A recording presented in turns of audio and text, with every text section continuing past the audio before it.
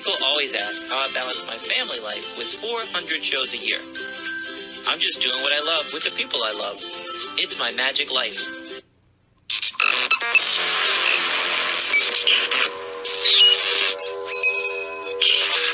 I like Wes Iseli. I like everything about him.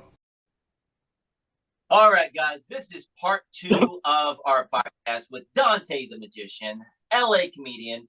He has worked on, 500 different movies. If you've seen a movie in the past, 20 years, he had a part in it. He also has so much stuff that we did a full hour episode, and I'm like, we haven't cracked the surface. Everybody, it's Dante the comedian. What's up, buddy? How are you, Hi, sir? guys. Thanks for having me back. I really enjoyed it last time.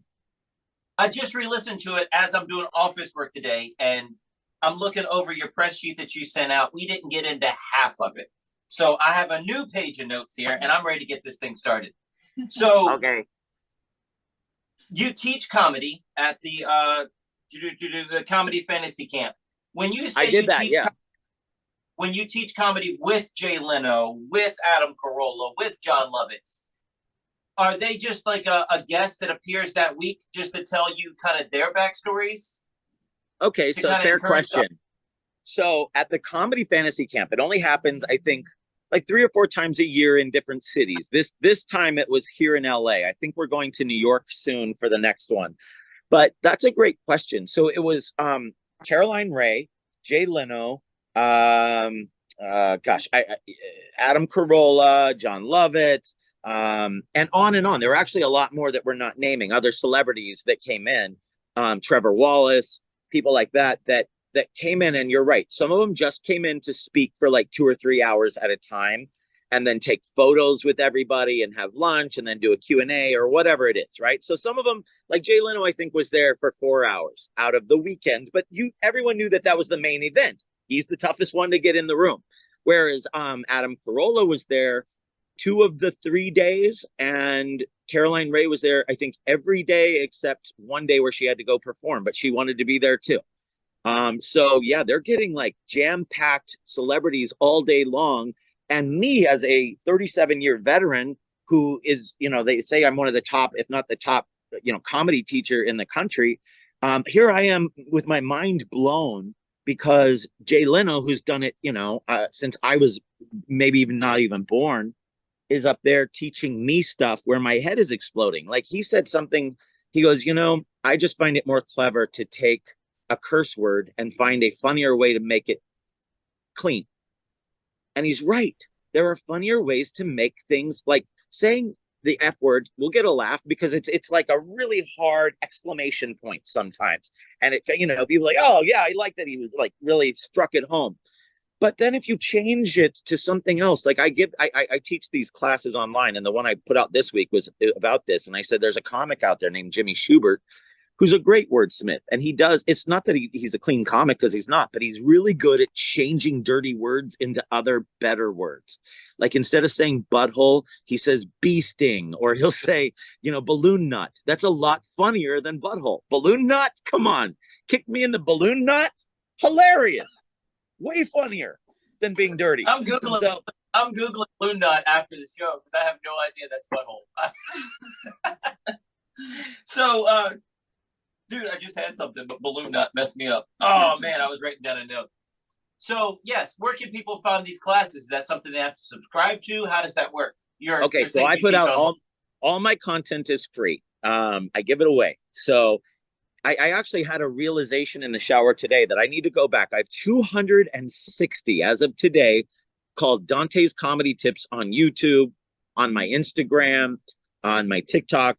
Everything is Dante the Comic, Dante the Comic, and you'll find me. But yeah, I need to go back and put in the title of all of them that it's free stand-up comedy classes, because all it says is Dante's Comedy Tips. And if I were looking up stand-up comedy classes, I would probably miss out on these, because that's all I would type in, free stand-up comedy. So I'm the idiot, and I just taught myself a lesson in the shower.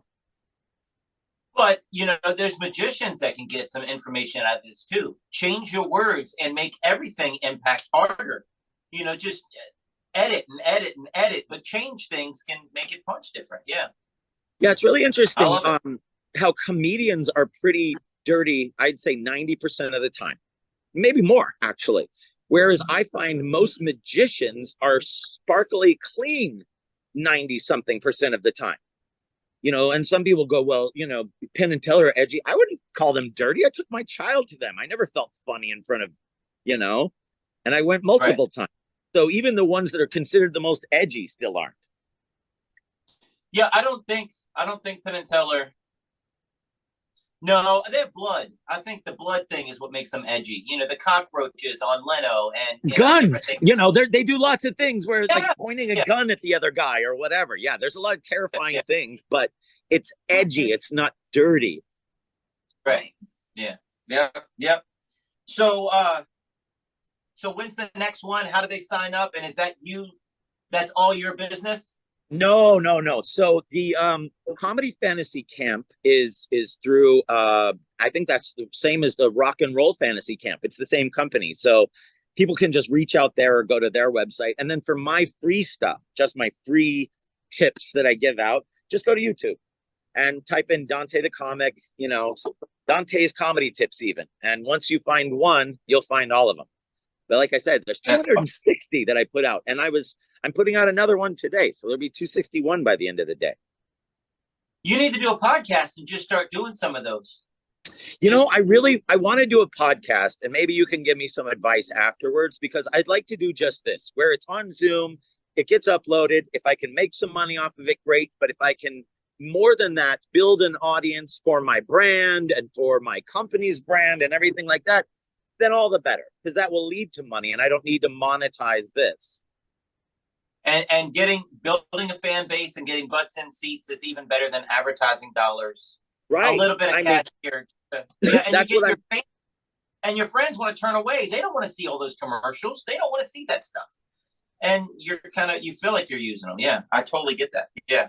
I will talk to you after. Not a problem at all. I'll tell but you. You guys must have people that follow you all the time on here, and you'll notice, hey, I follow you, and now I'm at your show, and you hear them say that as they shake your hand. I love that thing you did on your show, and so that's what made me want to come see you or whatever. Yeah, of course. It's brilliant. Like I said, that's why you don't even have to make money, because the money will come later. What's weird is when somebody says, you remember that thing that happened to your dog when you were 12? It happened to me just last week. What are you talking about? Well, we talked about it 3 years ago on the podcast, and I forgot. I'm like, but they just went back and re-listened to old episodes. That's weird, man. That's weird. Isn't that weird? It's awesome. It's awesome, but it's yeah. And then you try to tell family and friends things. They're like, yeah, I know. I listened to the podcast. Oh, well, that's new. That just happened to us. I was just sharing family experience. I'm using up all my material for casual conversation. So I have questions for you guys. What was the craziest thing that's ever happened to you during the course of your entertainment experience? Have you had some craziness? Have there been like people who interrupted your show, or a trick went wrong and you exposed it? It's almost like a comic sometimes will tell the punchline backwards and they're like, oh no. I always thought, man, if a magician did that, they're screwed. So I had a trick where I get in and vanish, and I got into trick backwards. Somehow I got in it backwards, and it just wasn't working. The trick was not working. So instead of taking, I don't know, 5 minutes to complete the whole trick, it probably took 8, because we finally realized. But it was also 110 degrees outside. It was at a county fair. The stage was wobbly with slat boards. So we're trying to wheel this illusion around. I'm in the box, and I got turned around because she's spinning it. And it was new. We'd done it 3 or 4 times before. But that was humiliating to us. I'm a famous magician in my own head. Who am I? I can't believe I messed that up. I got out of it. Everybody loved it. We immediately got rebooked for next year. We were awesome. But I'm like, no, I was confused and backwards for the first 3 minutes. They didn't know. Horrible for us, but they had no idea. The music was still going. Right. I wouldn't know. I would assume this is part of the drama. Maybe it should be 8 minutes long. No, it's 5 minutes. It's a lot to that trick. But yeah, the first 3 minutes was, what? Why is it this? Holy crap, I'm backwards. It didn't work. Yeah. What else, Natalie? We had a couple kids stand up and start fighting in the middle of the show once. We did a resort, and 2 kids, they set all the kids in the front because it's a family show. And we're like, no, do like Disney does. They sit with their families so their families can take care Control of them, Tommy. yeah. That's Yeah. right. That's not up to me. That shouldn't be Natalie's job. Right. But these people were pounding on each other. And I just picked up a little kid that was getting beat and I held him up. I said, whose kid is this? He's getting beat up. That was horrible. Right. That's a really funny thing to do, is just to pick up one of the kids being beaten. Whose kid is being beaten here? Right. Whose kid is this? He's getting killed. Nobody cares. Right. I mean, all the kids nobody was watching the show who could see this. Everybody was watching this fight, and I was off doing something that I didn't. Normally, I would take care of it. If some sort of something happens, he keeps going, and I go out and I like threaten the kids or whatever. But she doesn't have a mic on. If I do it with the mic on, of course, then you're the bad guy. So, you need someone to, Right. hey, you guys, we can't have this here. Yeah, and you move on. But if you say that over the microphone, you're the good cop, bad cop. Yeah. But I was doing something somewhere else for the show for something later, and I didn't even see it. I never saw it. The only thing I saw was Wes holding up the kid. It's all I remember. I never saw Which is still great. So, yeah. I've been working that resort for over 20 years. And it took that to them to change the seating. Yeah. And now they finally changed the seating. I've been working Where there was since that? It's a ski resort in Massanutten, Virginia. So it's a ski resort, but they have nothing to do during the summer, and it's a 4-season resort. Yeah. So you got hiking, but at 2:00 on a Thursday afternoon, it's too hot to hike. So might as well watch let's have the a magic show. Yeah, that's smart. Yeah. But at that same event, two stories real quick. At that same event, I did a trick where I had to go get a prop, but there's no backstage. Oh, right, yeah. So, because this is like the restaurant during the busy season. So I run through the audience. I go upstairs in the loft like I'm backstage getting a prop. Because it gives me time to do stuff sneaky behind his back. We do like an I Love Lucy type routine where she was doing magic behind my back. So anytime I understand. Stage, she'd do some awesome magic. Brilliant. That's brilliant. When I come running back into the audience, there's a dance floor. Some kid had spilled his drink, and I go to jump on the stage. We have to plant first before you jump on the stage. I totally wipe out. It knocks the breath out of me, and I go across the steps, and I immediately pop up, just adrenaline, and I finish the show. And people come to me afterwards, and they were like, "Do you do that every show?" Yeah. I mean, that looked like a hard fall. Wow. I was just playing it off because after the show, I was like, "Holy crap, it hurts so bad." Like, he was up real fast. I barely had time to take 2 steps towards him to even like see anything, and he was up and going. I was like, okay, I guess we're just gonna. That's terrifying. So yeah, but I definitely bruised my ribs because Yeah. I mean I was in bed for the next 2 days after that. I don't think I broke anything, but I was hurt. And the other thing was show must go on. Yeah. She did an illusion at an outside. It was also a resort. It was 4th of July weekend, and we did an illusion, and she split her pants, Yeah. and she was bawling. So embarrassed. I wasn't bald. I bawled later, but I Right. had no clue. Like, I didn't hear a rip. I didn't feel anything. There were loose pants. I had this lady comes up to me and goes, "Honey," after the show, she goes, "Honey, your pants have a hole in them in the back." I'm like, "Thank you." Oh my God, I was so embarrassed. I was I'm like, signing autographs, taking pictures, and Well, she's I over don't there know. talking to the people while she's selling magic. Everybody's buying magic from her, and different people are coming up telling her, not just Yeah. that one lady. and I was, yeah. I was like, I'm so sorry that happened. Oh, you How embarrassing. It happens though. So, It's going to Yeah. happen. Yeah. Right. But the odds of it happening, every 2 years to one of us, it's pretty good odds. And the fact that you're in front of people all the time might happen then. So that's just how it works. But Yeah. it was her stage clothes that she wears, so she whatever. But also, we're doing physical things. She's getting in boxes. She's jumping up boxes. She's getting in weird positions and really Right. stretching the. Yeah, it's not gonna like we're just doing happen. a stand-up comedy thing. Yeah. So back to you. always bring an extra pair of pants. Back to you. So I have this sheet that you sent me when you first said you wanted to be on here, and it said you boxed with Muhammad Ali. Please tell Well, me. I wrote you and I You said, I look- don't want to be on here. Oh, okay. Sorry. You Hang said on. this was part of my community service I was working on. Come on now. So, All right, so Muhammad face still Ali. looks good. Yeah. So how'd this work? Okay, so when I was I don't know, from about 11 or 12 until I was about 16, I used to be a boxer and I did okay. It was just down in San Diego mostly, and I had a trainer and I gotten you know, a couple semi-professional boxing matches and stuff like that. But one day a friend of mine from high school said my dad, you know, he owns this, it was like a thrifty or whatever, you know, like a CVS. He owns this CVS up the street, and his friend Muhammad Ali is coming. Do you want to meet him? I was like, yeah, I do. So I show up. I was training that day, and so I showed up in my training gear, and I brought my gloves and all this stuff I wanted him to sign. And sure enough, I walked through the line, and he's signing everything. He goes, "You a boxer?" And I was like, "Yeah." He goes, "You want to box me?" I was like, "Yes, I do." And he goes, "Let's go outside. I'm gonna box you in front of everybody." I was like, "Okay."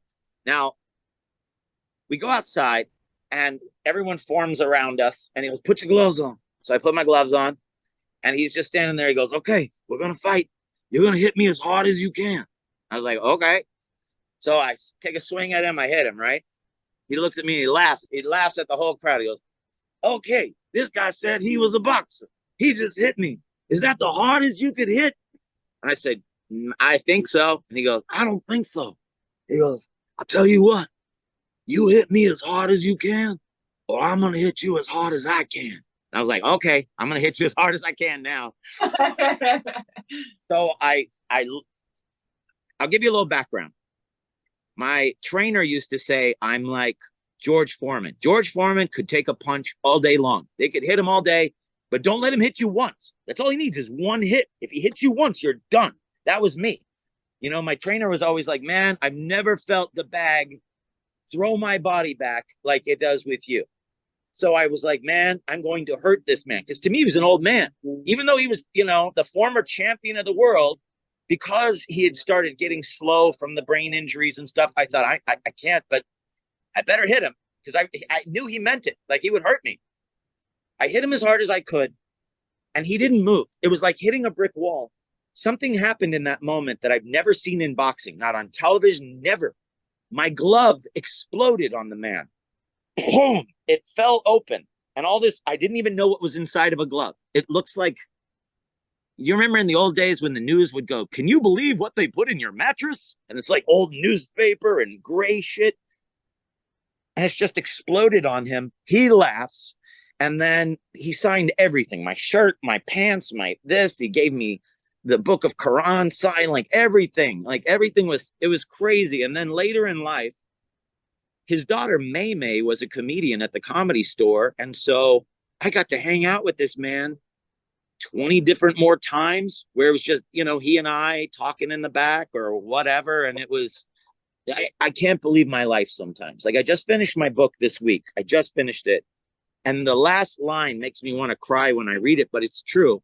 Because I'm basically saying, if I could do this, you could do this. And the last line says, "And I'm a nobody from Ridgecrest, California. Imagine what you could do." Because that's how I feel. That is how I feel. Everything that I have or get, I can't believe it. I even said that to my wife today. I was like, "I can't believe I even know you," you know? So we're so lucky, aren't we? I mean, dude, I feel like a 7-year-old kid that's just living out my. I'm waiting to wake up. That's how I feel. That's how I feel. Yeah. It's like, this can't be real. And today I've had the most surreal experiences. I've cried twice today. I don't know. I better not read this letter from this guy, but a comedian wrote me a letter and gave me a shirt and stuff. And I opened it up today and it said, "Dante, I opened for you in January at this club." Of course I remembered him. It was January. Plus, it was his first weekend ever being a feature. A feature is, if you guys aren't familiar with comedy, it goes opening act, feature, headliner. So there's usually 3 on a comedy show. So it was his first time featuring, and he was great. I really liked it, and I helped him, you know, with a tag. A tag is like at the end of a punchline, you give another little mini punchline to keep the joke going. And so I gave him some of those. Plus, I teach a seminar, and I let him come for free. But anyway, he wrote this nice note going, you know, "I'll never forget your advice, and I've applied this, and I wrote this because of you." And man, I was just bawling my eyes out. And then this client of mine called, and she goes, "Hey, Dante, I just booked something. I wanted to tell you, congratulations. I'm going to be on this TV show. but I got it because of you, because you got me the agent. And she goes, I felt like giving up a year ago, and then you just came out of the blue and said you had faith in me. And I was like, she didn't know it, but there was like, I like put her on speaker, and my wife's just like this the whole time. But I was just like, I was like, oh, that is so nice. I'm so happy for you. Congratulations. And I hung up and went, bye. Aw. It's That's been awesome. one of those days. Yeah, man. That's awesome. It's coming back, man. It's coming back. You know, all that help that you've helped all those kids, all those people that's on your list of clients and everything, they all look up to you and look to your guidance, man. You're awesome. Thanks, man. But that's also daunting. That's no, but it's not. Just be yourself and just keep giving. I mean, it'll come back. I 100% believe that. I agree with that. Know. I agree. You know what my wife did this week? She signed up to give back. She signed up at this gay and lesbian center by our house because it's the closest charity we can walk to. Plus, we've already helped raise money for them because we're in a show there that we do. Did you ever watch the Match Game? I've heard of it. Okay, it's an old game show. And then even now on Drag Race, on RuPaul's Drag Race, they have something called the Mismatch Game. But it's basically where celebrities play other celebrities at this thing, and then you do a game show and people can get up and win prizes, blah, blah, blah. So we've already done that there. But she goes, I'd like to donate my time over there, and so should you. And I said, well, I can't do this Zoom call with you tomorrow, yesterday. Why don't you find out everything? But I was like, man, I'm glad she wants to help out, but it wasn't really on my mind, right? But then when I got home last night, she's like, you wouldn't believe what this gay and lesbian center does. She goes, it doesn't matter if you're gay or a lesbian or straight. If you are a senior in Los Angeles and you can't afford housing, rather than you becoming homeless, they will find you housing. They own all of these apartments and they will put you up there and either rent free, or if you get a small amount, they'll take out $80 a month or whatever. And now here's the part where I cry. She goes, and Dante, once a year, they hold something called the senior prom, where these 80 and 90-year-olds get to go to prom every year. And the oldest ones become king and queen. Isn't that so sweet? Oh, that is so sweet.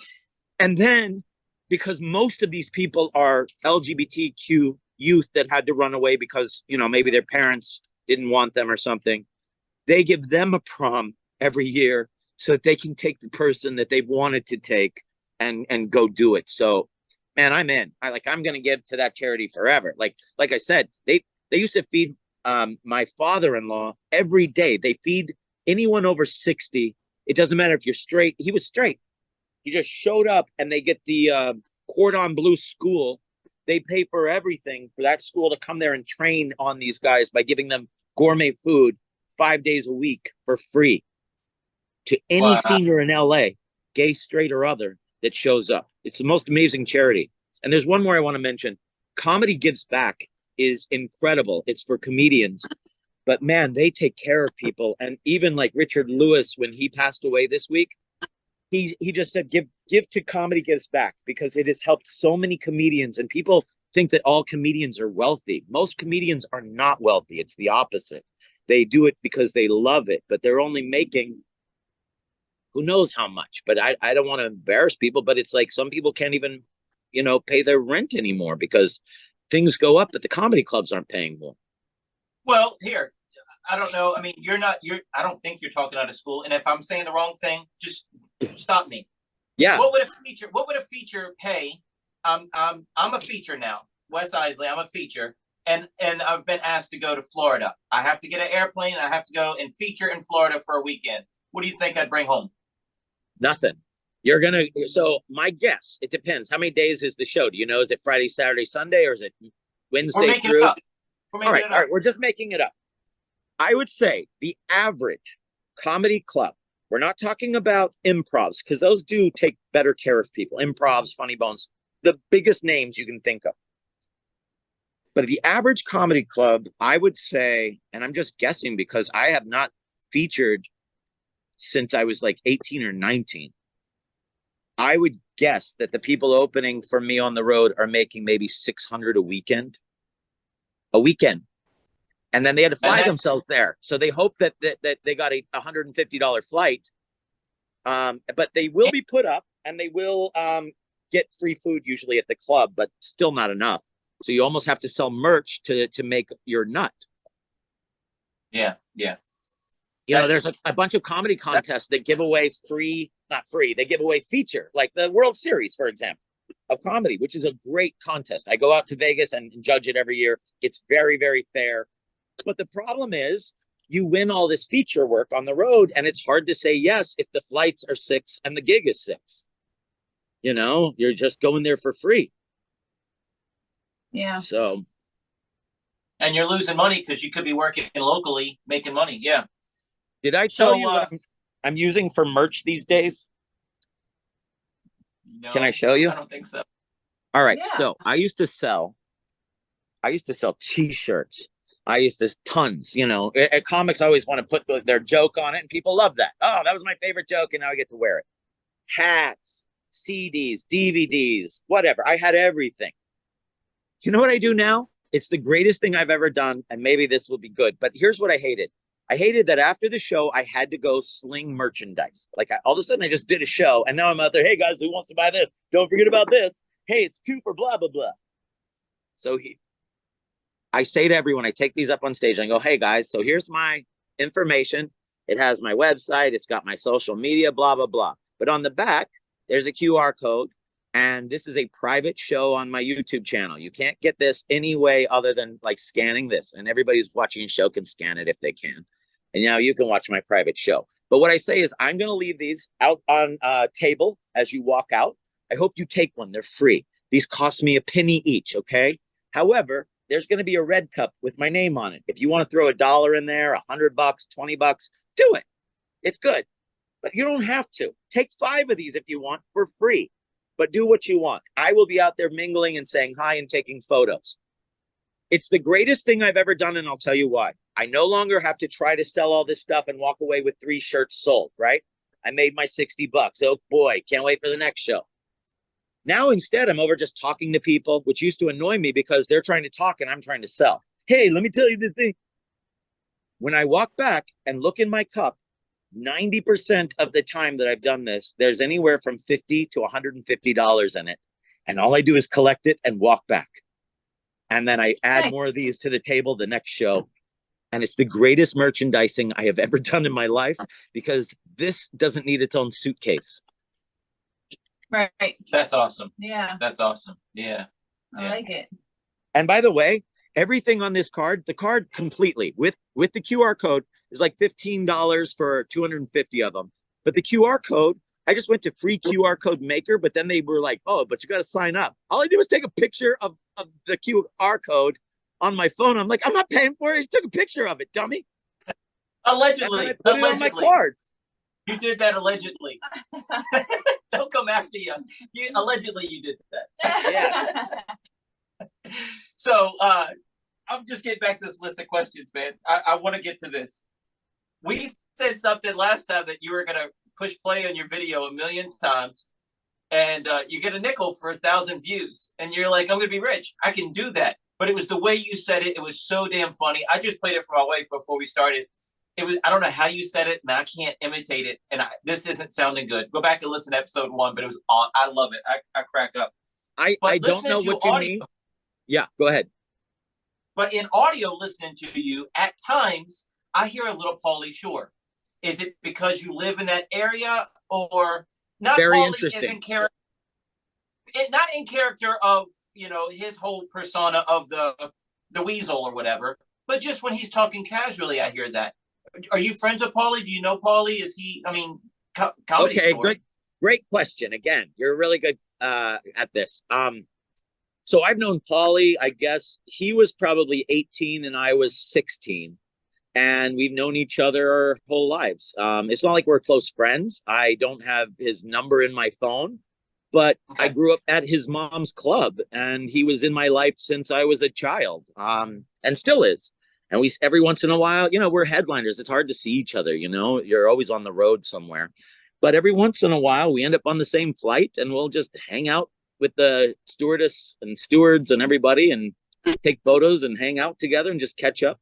And that's usually how comics do it. We see each other on an airplane, ask to switch with someone, catch up, and that's about the last time we see them till about 10 years later. I'm sure it's the same with you, right? Well, that's what I tell Natalie about magic conventions. That's when we get to hang out with our friends or hang out over a podcast, and talk afterwards and really catch up. Yeah, so I wasn't saying you were the weasel or anything, but there was nuances that just sounded a little poly when I was listening to headphones, just jogging. I'm like, hey, that sounds a little poly. I didn't know if you guys were friends. I would not doubt it, because when I was a kid and he was more famous, of course I wanted to be like him. We all were like, what's up, buddy? What's up? Like back then. And then when Dice came around, I got myself a leather jacket. So did Eddie Griffin. Eddie Griffin used to do this and try to be Dice on stage. I'm sure I did too. It's like you see these guys come out now all of a sudden, yeah, I'm tough too. I'm going to talk like this. It's what's hot, blah, blah, blah. Like you see now, there's comics wearing no shirt like Bert Kreischer. It's like, what are you doing? But I get it, because I was like that. I idolized someone and I imitated him. Wow. That's the backwards smoking that Dave used to do. You didn't know that. No. I used to do him so well, I could leave him messages on his machine saying it was him from the future. And then this one night, this girl came to the Comedy Store and she goes, I'm from, wherever, Tulsa, Oklahoma. Are there any celebrities here? And kiddingly, someone goes, that's Eddie Murphy. They just turned to like one of our black friends and like pointed at him as he was getting in the car. And she's like, that was Eddie Murphy. And she's like, and truly, Andrew Dice Clay was standing right next to me behind her. And she goes, and the guy goes, actually, that wasn't Eddie Murphy, but Andrew Dice Clay is right behind you. And she turns around and she goes, oh my God, I love you. And she grabbed me. So now Dice goes, Mr. Dice, can I go get you a soda pop? And I was like, of course, stupid. Go, Dante, get my stupid soda. So now she's like, oh my God, it's so nice to meet you. So now it's me playing Dice to this woman while a crowd of comedians is watching it all play out. And Dice comes back. I got your soda, Mr. Dante. All right, stupid, go away. What are you doing? Like it was just, and it went on. And then all of a sudden, the best part was we hear from the other room, please welcome Andrew Dice Clay. And I grabbed Dice and I'm like, go. He's like, you go. And I'm like, no. He goes, get up there. So everyone follows me in. I go up on stage and I look like this. It's not Andrew Dice Clay. And I'm like, hey, how's it going, everybody? I'm Andrew Dice Clay. Like people are no laughter, no nothing. The only laughter in the back is one voice. It's Andrew going, aha, aha, aha. That's it the whole time. And I was like, you guys, I'm going to get off. He's like, you're not getting off. Keep going. And I had to just keep going. It was one of the craziest nights of my life. Well, tell Natalie about the day the laughter died. I mean, he goes deep. What do you mean? Andrew Andrew Silverstein. The day the laughter died. That was his album where he tried to. He bombed on purpose and recorded a full album and released it. I mean, I don't even know about this. I don't know about this. Dude, I love comedy, man. I'm telling you, I love magic, but I'm on the road a lot, dude. What do you do? So I listen to Sirius Radio and I find the comedy channels. But when I'm driving, she's asleep, my kids are asleep. I'm thinking about their pacing and how their mic control and how they're interacting with the audience. I'm playing that out in my head. That's what keeps me awake. You can't do that in a magic show. I can't. A guy producing dubs doesn't play audibly. So I listen to comedy and you learn, So anyway, yes. But The Day the Laughter Died was his album where he bombed on purpose. And he did it like 5 times in a row and got the worst of the worst. And that was the album he put out. Wow. So he doesn't I'll have to listen. I'm on one of his albums called Asses Up, Faces Down, I think, is the album I'm on. I sing with him on a couple of songs, I believe. I don't think I've ever listened to it, but I remember recording it. Wow. I forget I just remember we kept going, boogaloogaloo, boogaloogaloo, boogaloogaloo. Like that was part of the background song, like boogaloogaloo, boogaloogaloo, boogaloo. And I remember Dice calling me up one night going, hey, stupid, can you sing? I'm like, I can sing. I was in musical theater. Let me hear you. Go boogaloogaloo, boogaloogaloo, boogaloogaloo. And I'm like on the phone. I'm like in front of people. I'm like boogaloogaloo, boogaloogaloo, boogaloogaloo. It's like, that's not good at all. I wanted to pay you for an album, but never mind. I'm like, wait, hold on. That's great. Oh my Dude, goodness. We're going through time so fast. I'm having so much fun with you. You welled up. You made me well up. You've had me laughing hard. I love you, dude. I fell in love with you. Episode 1 Same. within the first 5 I minutes. couldn't wait to come You're back awesome. with you guys. Aw. So we have so much. I'm going to tell you some topics, and we'll get back to. I'll remind you. You don't have to remember them all. But you said you had ghost and UFO stories. I'm like, let's get crazy. And with you, who knows where it goes? I want to know how your first Conan O'Brien appearance went, because that sounds awesome. I just want to know backstage how that was. And then I want to talk about your Golden Artist Entertainment. I just followed the Instagram account, and you have Smokey Robinson, Cedric the Entertainer, Perez Hilton, Tara Manning, Kato Kalin, Jimmy Walker, Morris Day. That brings back memories from when I was a kid. Purple Rain, all that stuff. Dat Fan, Jackie the Joke Man, Johnny Fairplay from Survivor. Remember that dude? Now, in fairness, most of those people I do bookings for. I do manage a few of them, but yes, we have really incredible people that I work with that I'm lucky to book, and I have an incredible management team. And we have really cool things coming out this year. I'll make sure to let you guys know what they are, but I don't want to say it yet because they're not completed, but when they're out, we have some big stuff, including a documentary. So I'm very excited about it. Well, and your management company, IMDb, you have 158. So anybody can go on there and look up all these people that you have listed. It is an amazing list, dude. So yeah, I you're mean, like an onion. There's layers to you, dude. That's so funny. I could do 50 episodes with it. I love it. I love it. Thank you so much for saying that, because the honest truth is I still feel like the end of my book is the truth. I'm just a nobody from Ridgecrest. I don't wake up ever going, I used to be Ron Jeremy's manager. I'm a famous comedian. I was on this show. I directed that movie. Oh, I know that celebrity. I don't ever feel like that. I don't ever think like that. It never crosses my mind until I'm on a podcast. Like, to me, it's all just work. I mean, I get that I'm not digging ditches. That's the one part I'm very grateful for. I know that my alarm only goes off when I have to catch an airplane. Thank God. You know what I mean? Other than that, I don't have to get up. My body gets me up every day because I panic because I have 150 people's lives that I have to enrich with work. And so, of course, I wake up like this. I'm like, oh my God, 150 people, I got to get to work. So, yes, but man, aren't we lucky to do this? I mean, you travel around the whole world doing what you love doing. With the people I love. I get to take my family. With the people you love. It's incredible. I don't leave them home during the weekend to go these road trips. I take them with me because the road is the worst. So we make that fun. Yes, and you have to. You have to. My wife, she's a comic, and she recently just said, look, I love comedy. I don't like the road. I'll go with you to Hawaii and a few other specific places, but I'm through going to, Kansas City in the rain and winter or whatever. We'll go in the spring when it's not too hot, not too cold. But, we do it because we love it, and we don't love the road, but we'd like the travel, to be honest. Don't you? I mean, once you're there, don't you like knowing that you know about towns that most people will never see? Well, I can't imagine.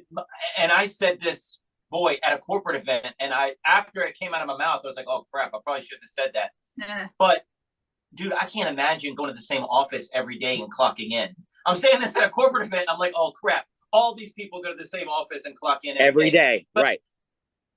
But I mean, that but guess what? So what that you said it. They wanted to look up to you and have hope that someday maybe their book will sell or whatever. So they don't have to go to that office every day. You're an inspiration to those guys. And that's what comics and magicians forget. You're sitting there and you're tired, and it's a small room with, oh man, I thought 300 would be here and there's only 48 people. Well, guess what? Those 48 people can't wait to see you. They showered. They spent their whole week thinking about it. They're sitting up straight. They smell good. And those 48 people are going to get the best show I can give them. They got babysitters. We know. Oh, yeah. We know. Oh, yeah. I performed the day my mom died. I got the phone call that morning. I had a theater show that night. Yeah. Uh-oh, the sound went out. I'm not going to, there's nothing I can do. I can't hear you. Oh. I might have to re-clock in. Hello. Can you guys hear me at all? We have you. Yeah. Okay. All right. Can you hear me? Yeah. But so I was just saying, that I did the show. I did a theater show the night my mom died. That's the phone call I got that woke me up in the morning. It went off like 5 minutes before my alarm went off. But what am I going to do? There's nothing I can do. I have a brother and sister that can take care of the funeral arrangements, and you don't even do that the day she dies. Right. So I just went and did my show, and and during the show was easy. After the show, I broke down. When I was on stage, I was great. But if he had canceled that show, his mom would have been mad at him. So yeah. Well, he went and did the show. And people forget most performers are living check to check because we don't have a guaranteed money coming in the next week. It's not like every 2 weeks we have a check from the government coming in or whatever. Whatever we make that week is what we've made that week. That's it. There's no more, nothing coming in, and it's hard. We're in a rough business. But when you can survive in it and make a living and have fun, you're one of the most blessed people on the planet. But it was also a theater show. So you magnified that taking a shower, getting a babysitter, getting off work early maybe that day, taking vacation time to be able to get to that gig on time that night. What did you say? They paid for tickets already. They paid for tickets already. So say we had 500 people at that theater. That's 500 well, 250 families we've affected if I cancel that gig. That won't come back. Right. You can tell them, hey, we'll do it next week. My mom died. No. It's just not going to happen. They're not all going to come back. Right. I did a show this year or last year with my best friend, who's a girl. Her name is Melissa Greenberg. She's a comedian, but we went to high school together. We've known each other. She was like the first friend I had in high school. And I was supposed to perform with her in San Diego. And that morning she calls me and she goes, Dante, he's not her husband, but it was like her husband. She goes, Josh just died. I'm like, what? She goes, he was feeling a little weird last night. I came home. He was a little sweaty and he just died in my arms. We called the ambulance and he was gone. And she's like, I'm like, well, obviously we're not doing a show tonight. She's like, I live check to check. We need this show. You're going to San Diego and we're doing a show tonight. And we went down to San Diego and we did a show. And she's like, and you're not posting anything about this? I'm going to tell his family not to post because I don't want, all these fans and friends that were coming out to watch us to cancel. Going, I can't do this. I don't want to be a part of that. So she didn't tell anyone. And then after the show, people were like, where's Josh? And that's when even without tears, I don't know how she did this. He passed away today. But that was the craziest thing I've ever been involved in. I obviously lost my parents too. And my brother died the same day as one of my shows. It's rough. I don't know how you did it with your mom, but the show must go on. It's like I said, we are entertainers. And it's like those people showed up and showered and good man for going out and doing it. And it's like she said, your mom probably would have been mad if you didn't. Yeah. And I told them at the end of my show, right as I did the final bow, I said, hey guys, I appreciate you guys for being here. I'm living my childhood dream, just being able to be on this stage tonight. Because during intermission, I have QR codes. They went on my Facebook. I'm sure they saw other people's messages. I was getting flooded with, it's weird. It's awkward. My Facebook page, Instagram was loaded with comments and stuff.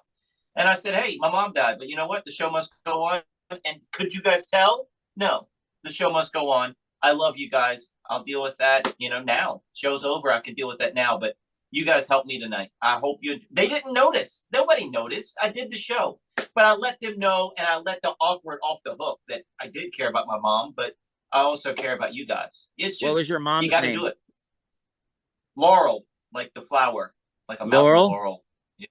Yeah. All right. So, yeah, it's just one of those things, man.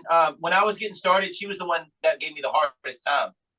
She wanted to take care of her boy, right? So she kept giving me business cards. I mean, applications to get a real job. My dad was super proud. I lost my dad when I was 25. But I lost him when I was 25 to cancer. But my mom, throughout my career, she turned around. She had my posters all over her apartment. She told everybody about me. She was my biggest fan. As many shows as she could be at. Yeah, she was at a lot of theater shows. Yeah. And even when I played football in high school, she was the one with the cowbell. That's my boy. That's my boy. In the audience, that's my boy. That's my. You can hear her. Your literal cheerleader. Seriously, yeah. Lucky you. Lucky you. Yeah. So, tell me about Conan O'Brien. Okay, so I don't know where you got that info. I've never been on Conan, but I do have a Conan O'Brien story. You want to hear it?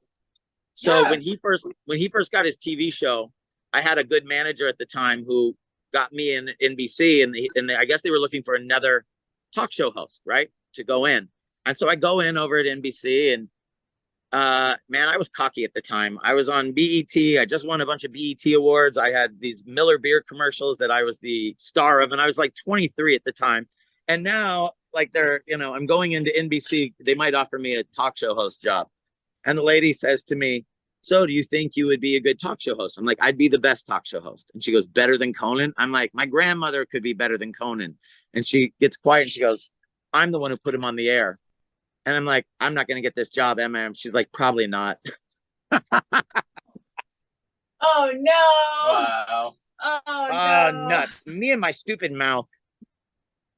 Do you do a Conan? You do everybody else. Do you do a Conan impression? I don't, man. I do other like I don't know. comedians. Like I can do Gilbert Gottfried. You want to hear him?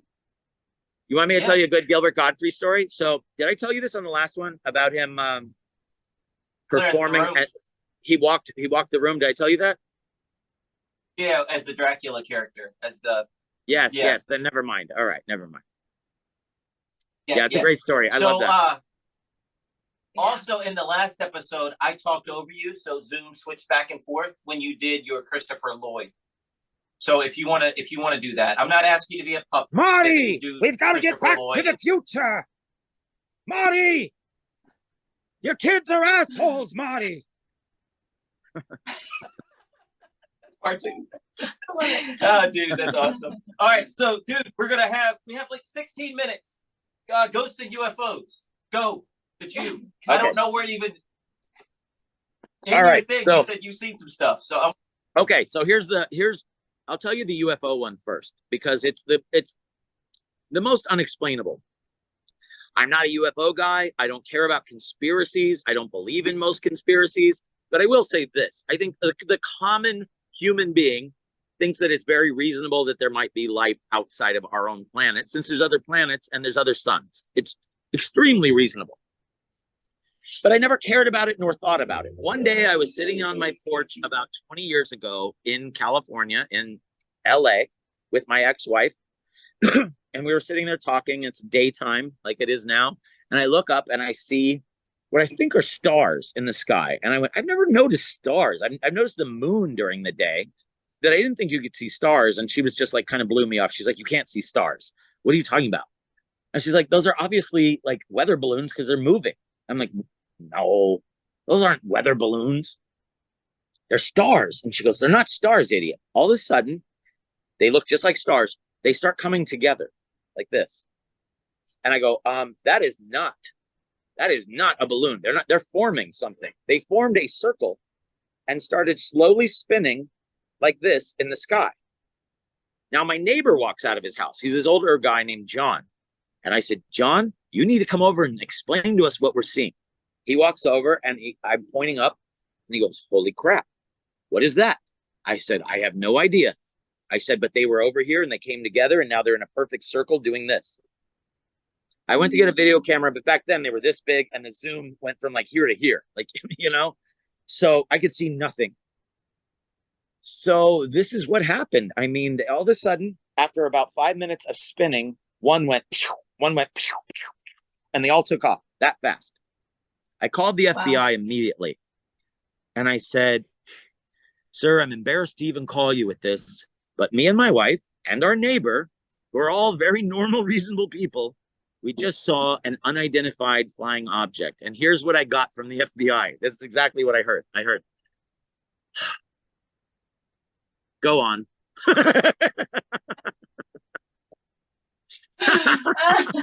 I tell him just what I told you, and he says, why don't you call the FAA? I call them. They say, call the LAX to see if it's an air.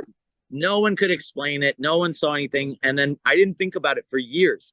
And then my wife was watching something, and as she was flipping through, she goes, oh my God, Dante, that looks like they're talking about UFOs like what you saw. And I saw this thing spinning in the sky, and then all of a sudden, and I was like, oh my God, someone else finally caught it on film.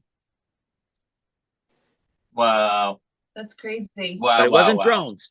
People are like, maybe it was drones. I'm like, 20 years ago, there were no like drones like that, and they can't fly at the speed of lightning.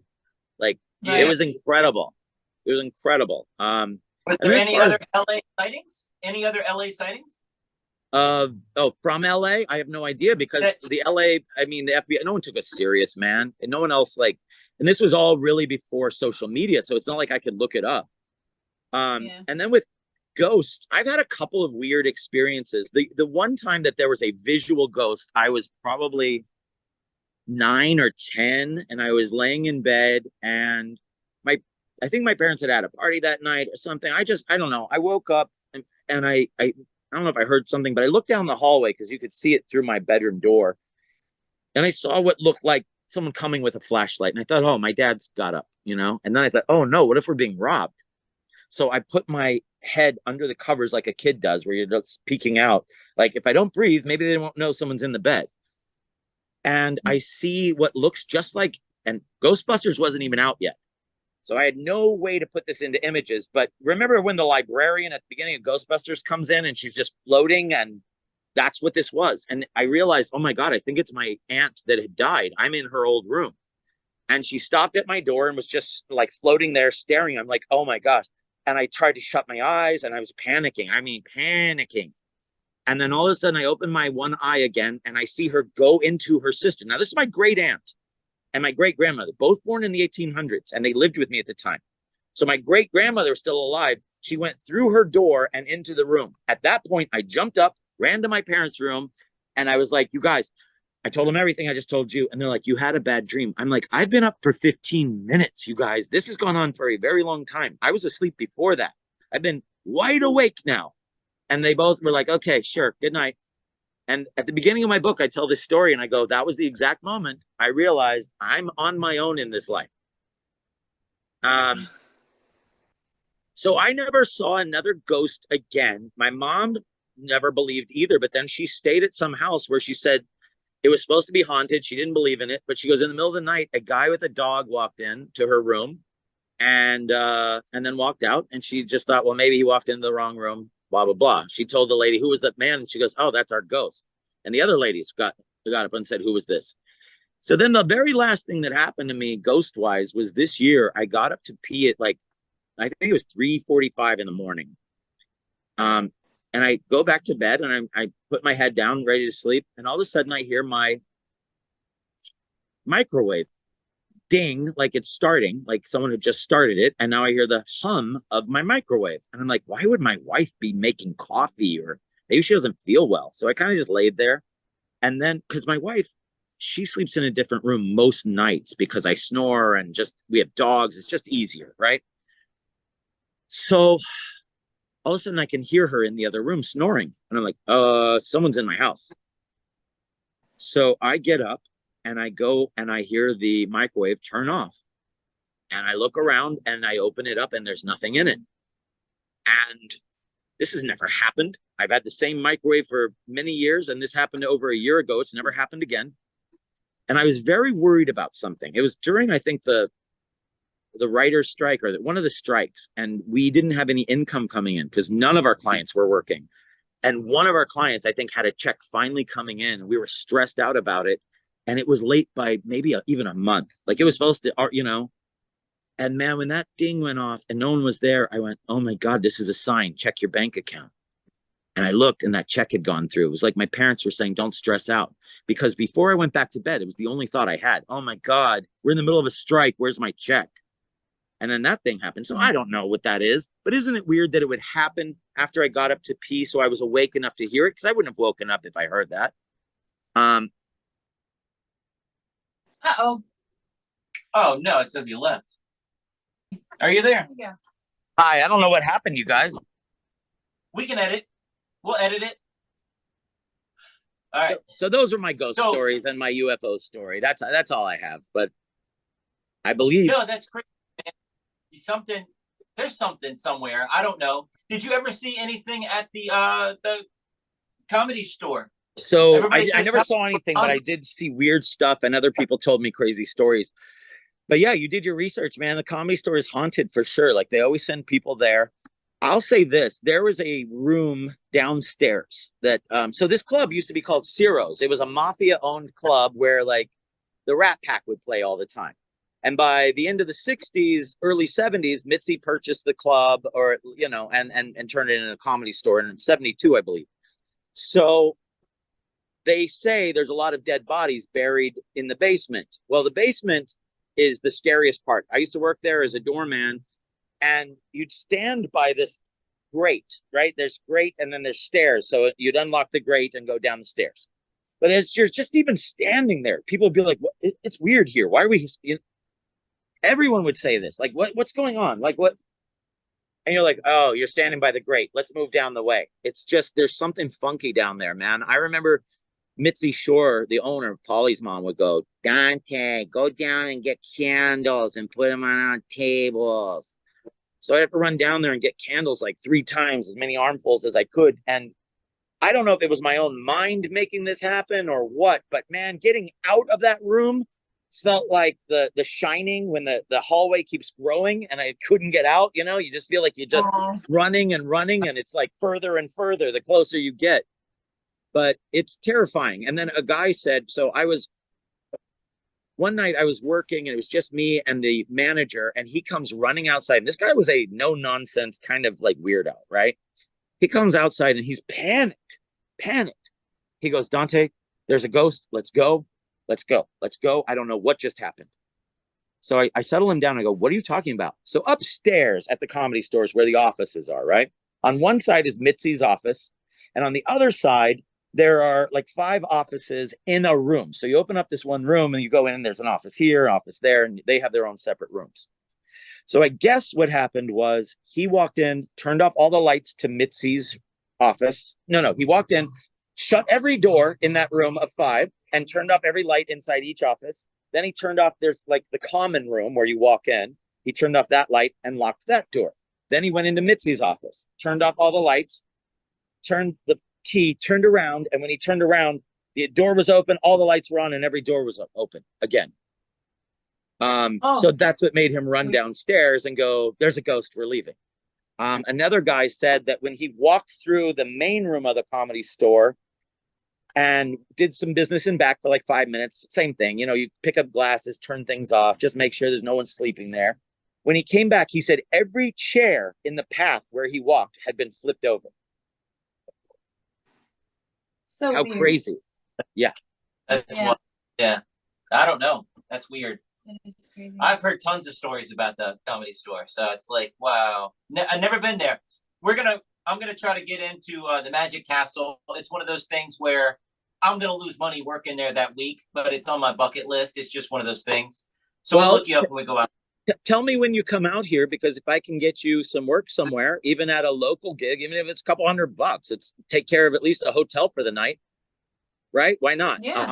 Yeah. Give me some heads up before you come out, and let's see what I can do. I have a couple of friends that run shows, you know, hour out, hour and a half out. So maybe it'll work out. That's awesome, Cool. dude. That's awesome. So tell everybody. And I'm on the same street, by the way, as the Magic Castle. I live on Orange. If you drive up my street, it ends at the Magic Castle. I'll just sleep on your floor. Forget a hotel. I'll sleep with you because your wife is in another room. I don't mind snoring.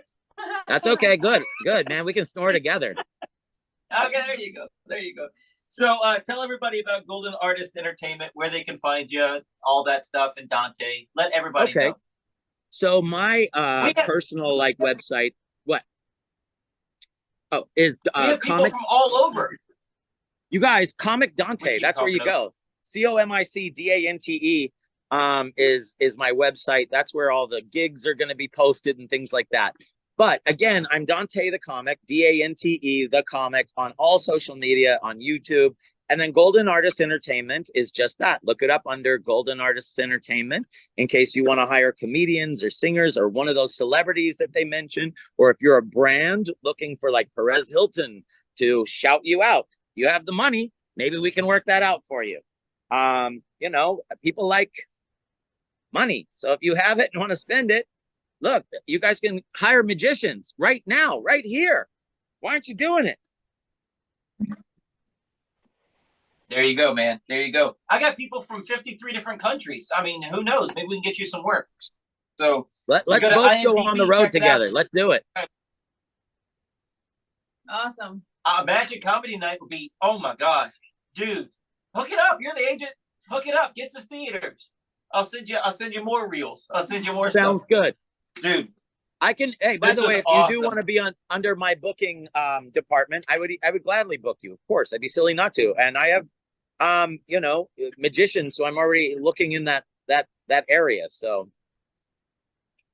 Awesome. Sounds great to us, man. So one more thing before we wrap everything up, because we did lose you for a couple minutes. Do you ever go on the road with your wife? Have you ever thought about that, or is that just a conflict of interest? Or oh no. We go on the road all the time. As a matter of fact, like I said, she just doesn't want to go out as much anymore. But I would say, in the 16 years we've been together, 14, no, maybe 13 of those years, she's been on the road with me 99% of the time. So how does that work, though? Because here's the problem. What I know about comedy and what I know about magic. The wife starts doing magic in the show, and then she becomes an act of her own. One's way better than the other. You guys are both accomplished comedians, but in other people's minds, and then you have to play that game and things. You guys do book your own stuff and go out and do all that. Am I saying the right thing? Did I lose my thought halfway through this? I think what you were trying to say is what is it like when she's like moving up in comedy? Is that what you mean, or anything like that? No, because you guys are both accomplished. You guys are both accomplished. So you guys. Oh, I see what you're saying. You headline one night, you headline the other. Who's the headliner? How does that work? Okay, so the truth of the matter is this, and I'm not talking out of school. She is a very funny comedian, but I've done it 37 years and she's done it 16.